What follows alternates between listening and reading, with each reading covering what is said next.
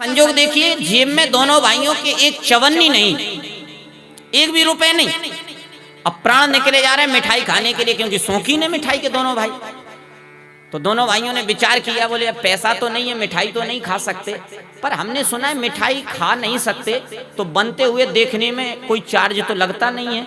हाँ बोले बनते हुए देखने में कोई चार्ज नहीं, तो चलो बनते हुए तो देख ले कैसी बना रहे हैं लोग बाग।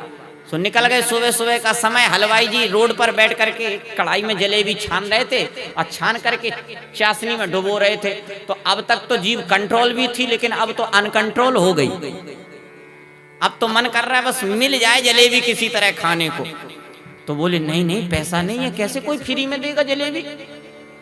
तो जो छोटा वाला श्यामू नाम का लड़का था वो बोला, भैया एक बात बताओ, जब होटल में हम लोग जाते हैं तो खाने के बाद में बिल आता है कि खाने से पहले आता है? बोले नहीं, खाने के बाद।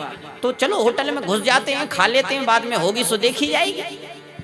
तो रामू जो था समझदार था, बोला नहीं नहीं, ऐसे बेइज्जती थोड़ी ना करवानी है, मान लो हमने खा लिया बाद में कहां से देंगे पैसे।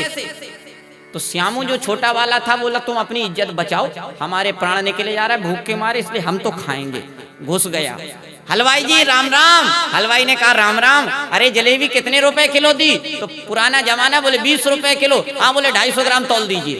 250 ग्राम जलेबी तुलवा ली और एक पैर पर एक पैर चढ़ा करके मस्ती में खा रहा है, दही के संग में खा रहा है और पैर बता रहा है हलवाई को जेब में नहीं चवन्नी।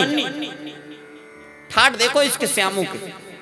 खाते खाते दूर खड़ा हुआ जो बड़ा वाला रामू था, कुछ देर तक तो उसने कंट्रोल किया, लेकिन फिर उसने सोचा जो श्यामू का होगा वो अपना भी होगा, चलो अपन भी घुस जाते हैं, प्राण निकले जा रहे हैं भूख के मारे।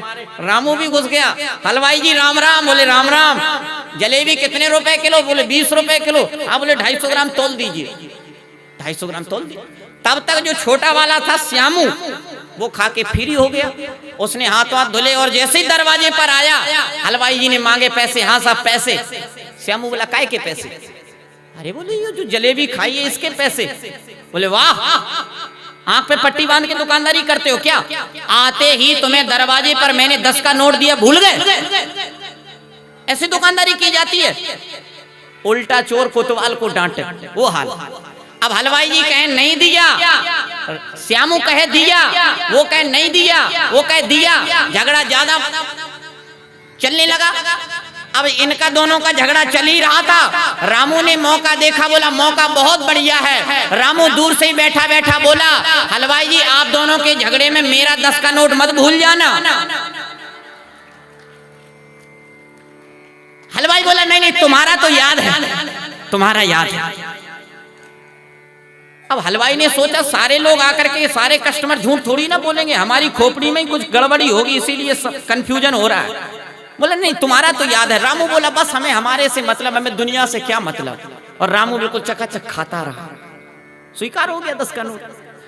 अब श्यामू का और सेठ जी का झगड़ा खत्म नहीं होने का नाम ले रहा। वो कह रहा दिया, वो कह रहा नहीं दिया। श्यामू कहे दिया, वो कहे नहीं दिया। अब जब ज्यादा झगड़ा चलता रहा तो श्यामू बोला दुनिया का सबसे बड़ा ईमानदार रामू तुम्हारी दुकान में बैठा हुआ है, हमारी बात पर भरोसा नहीं है तो रामू से पूछो हमने 10 का नोट दिया कि नहीं। हलवाई बोला हाँ रामू तुम बताओ, इसने 10 का नोट दिया कि नहीं। रामू बोला देखो हलवाई जी, वैसे तो हम किसी के बीच में पड़ते नहीं है झगड़ा झंझट में ना, हमारी ये आदत है, लेकिन मैं जिसकी सौगंध हलवाई जी आप कहिए उसकी सौगंध करके मैं कह सकता हूँ कि जैसे मैंने आपको 10 का नोट दिया वैसे श्यामू ने भी 10 का नोट दिया। अब बताओ रामू झूठ तो नहीं बोल रहा? रामू झूठ तो नहीं बोला। उसके कहने का मतलब ना हलवाई जी मैंने दिया आपको, ना श्यामू ने दिया, और जैसे मैंने दिया वैसे श्यामू ने भी दिया। तो यहाँ पर भगवान